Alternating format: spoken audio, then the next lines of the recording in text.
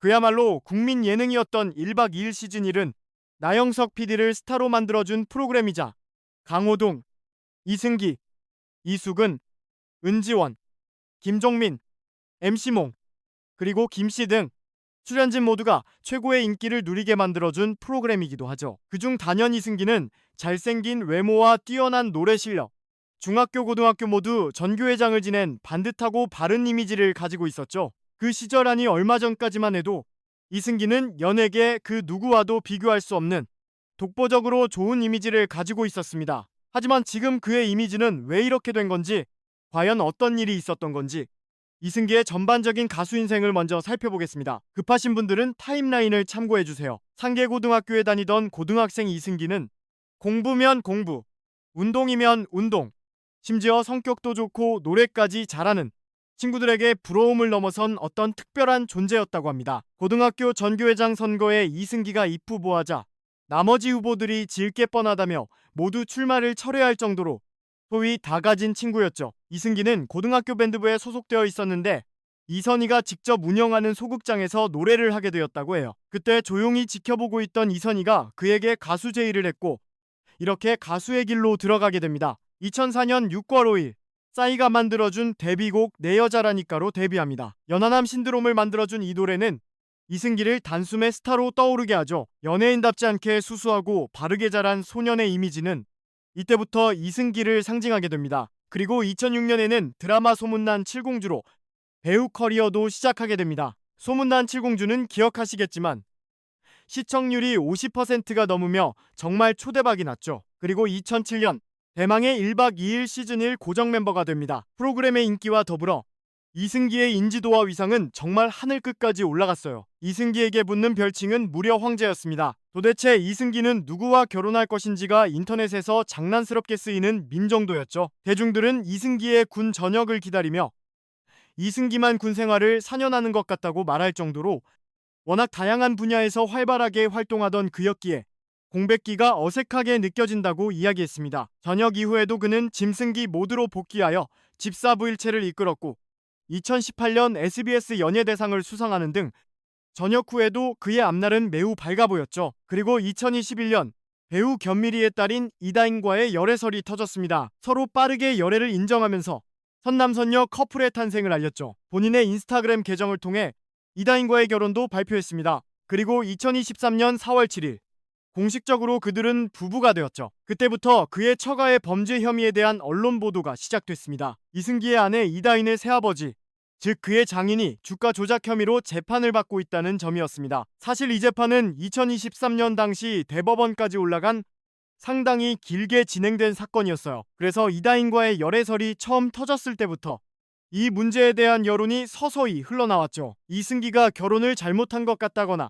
완벽했는데 결혼을 이렇게 하다, 이 같은 여론도 있었습니다. 이승기는 계속되는 언론 보도 앞에 자신의 인스타그램을 통해 입장문을 발표합니다. 전 소속사인 후크엔터테인먼트와 정산금 미지급 문제가 있었던 이승기였기에 그 전 소속사와의 분쟁이 여전히 남아있었죠. 그래서 그 입장문 안에는 후크 측의 악의적인 보도가 의심된다는 내용도 담겨 있었습니다. 그리고 아내가 부모님을 선택한 것이 아닌데 그 부모님이 죄가 있다고 하더라도 내가 사랑하는 사람인 이다인을 버릴 수 없다는 이야기였습니다. 또 우리는 독립적인 가정을 꾸렸기에 부모님의 문제와는 별개로 봐달라는 내용도 더해졌죠. 이승기는 장인의 혐의에 대해 무죄를 주장하며 언론의 입장을 밝혔습니다. 하지만 2024년 6월 대법원은 피고인 이다인의 새아버지에 대해 유죄 취지로 파기환송했습니다. 이 사건을 대략적으로 살펴보면 주식회사, 특히 상장된 회사는 공시를 매우 중요하고 엄격하게 다룹니다. 그런데 이 장인이 회사를 운영하면서 주가에 도움이 되는 호재성 공시를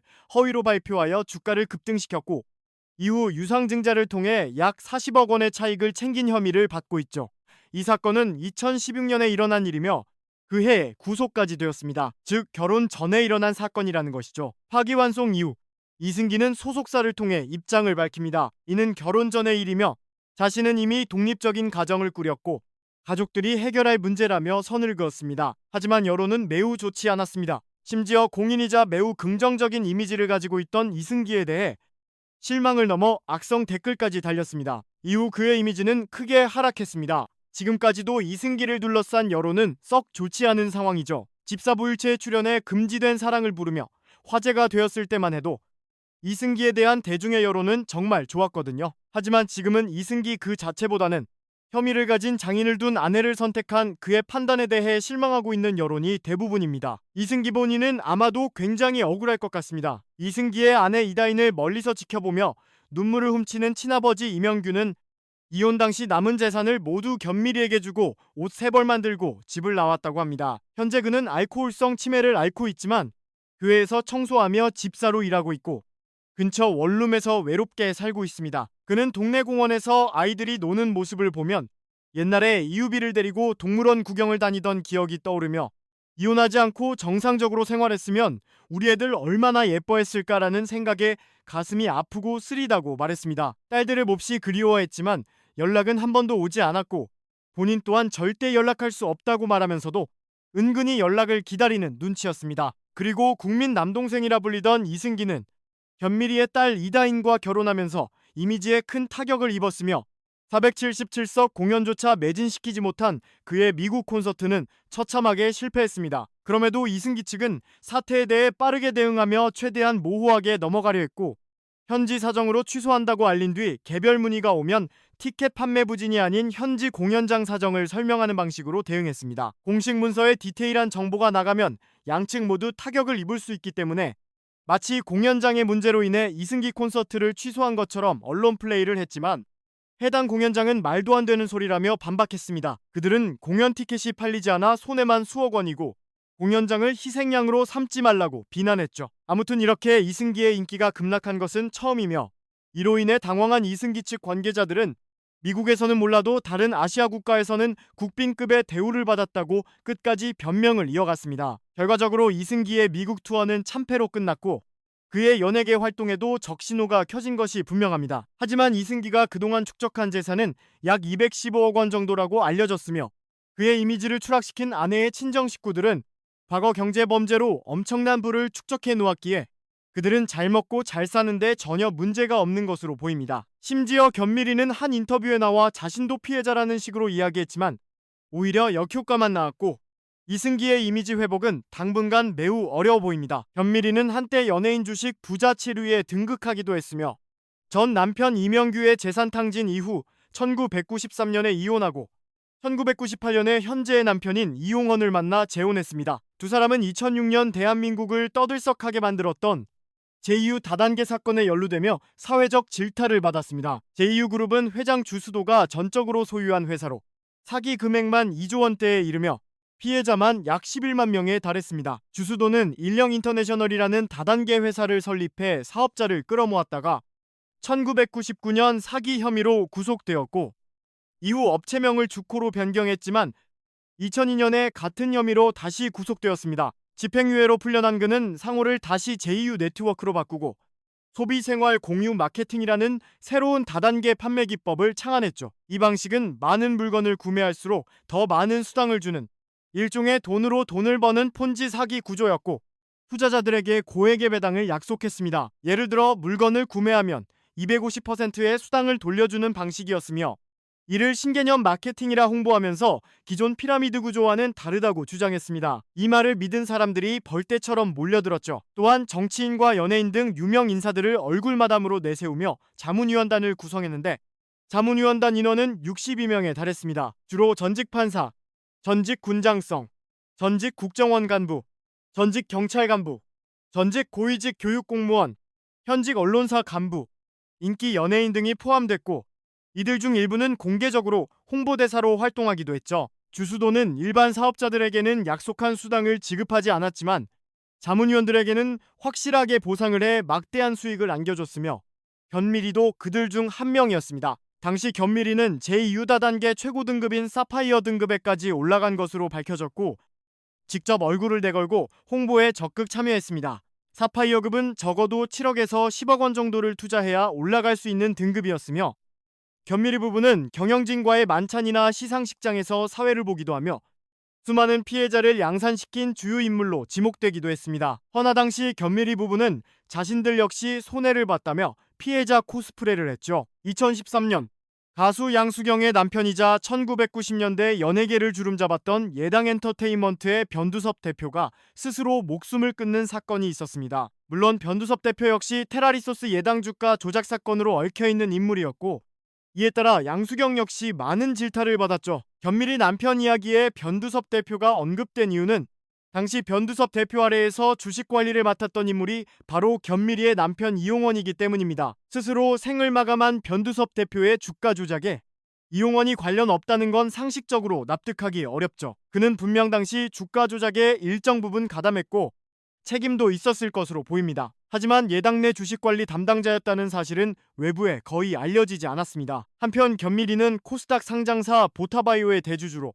연예인 주식 수익률 부문에서 독보적인 1위를 기록하며 연예인 주식 부자 8위에 이름을 올렸습니다. 딸인 이유비 역시 약 4억 7천만 원 상당의 주식을 보유하며 12위에 올랐죠. 이와 관련해 서울 용산구 한남동에 위치한 지하 2층부터 지상 4층까지 총 6층 규모의 초호화 단독주택이 공개돼 화제가 되기도 했습니다. 또한 트로트 가수 태진아 역시 같은 주식으로 막대한 시세 차익을 얻었으며 견미리의 주식 투자에는 늘 태진아가 함께 언급됩니다. 그리고 여기서 또 다른 놀라운 사실이 드러납니다. 현재는 삭제된 기사 내용 일부에 따르면 진화기획 부사장으로 재직 중인 이 씨는 예당 시절부터 솜씨 좋은 주식 투자 전문가로 정평이 나 있던 인물이라는 구절이 있었습니다. 즉, 가수 태진아가 운영하는 진화기획의 부사장이 바로 견미리의 남편 이용원이었던 것이죠. 결국 예당 주가 조작 당시 주식거래 담당자였던 인물이 태진아의 회사에서 부사장을 맡고 있었고, 견미리를 주식 부자로 만들어준 보타바이오의 주가 조작 배후에도 모두 이용원이 존재했던 것입니다. 이용원의 범죄 이력은 이미 상습적인 수준입니다. 2009년 소프트웨어 개발 전문 업체 코어비트를 인수한 뒤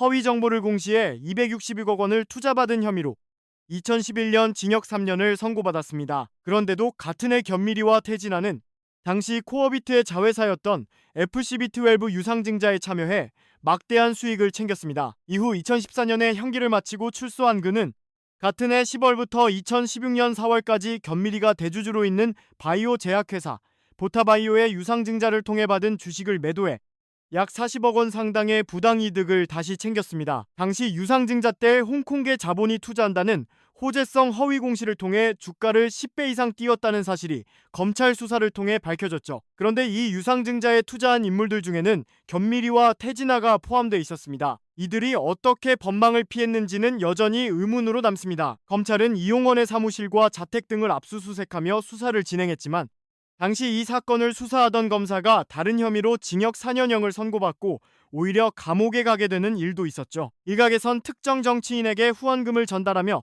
끈끈한 로비 관계를 유지했다는 의혹과 함께 이 사건 수사의 흐름이 어떻게 왜곡됐는지 짐작할 수 있다는 반응도 나왔습니다. 이 외에도 견미리와 태진아는 2009년 의류업체로 이에 유상증자에 참여해 주가 급등으로 대박을 내며 주목을 받은 바 있습니다. 그때 너무 들떴던 견미리는 태진아와 함께 트로트 앨범을 내기도 했는데 그 노래의 제목은 행복한 여자였습니다. 11만 명을 상대로 사기를 친 JU그룹의 다단계 사기 사건의 중심에 있었고 수많은 개미 투자자들에게 피눈물을 흘리게 만들었던 다수의 주가 조작 사건에도 깊게 관여했던 견미리는 이제 홈쇼핑에서 화장품을 팔고 큰딸은 구설수에 오르내리며 작은딸은 이승기와 함께 골프를 치러 다니며 한남동의 대저택에서 잘 먹고 잘 살고 있습니다. 과거에는 연예인이 불미스러운 사건에 연루되었을 때 특히 그것이 경제 범죄와 연관될 경우 무차별적인 비난이 쏟아지곤 했습니다. 그러나 그간 여러 사례를 비추어 볼 때 뒤늦게 해당 사건이 악의적인 목적을 가지고 계획된 것이며